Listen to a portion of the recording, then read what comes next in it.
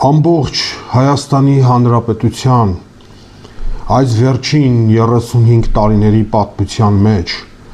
զինվորականները կերտեցին Հայաստանի Հանրապետության հաղթանակները Արցախյան գոյամարտի ռազմաճակատում եւ ամեն անգամ էլ զինվորականների թափած քրտինքն ու արյունը քաղաքական ղեկավարները եւ քաղաքական մասը տարավ ու մսխեց։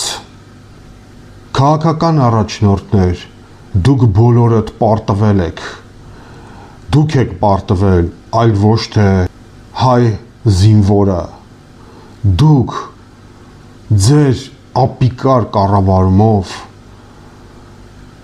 հողին հավասարացրեցիք այն թափած քրտինքը ու աշխատանքը,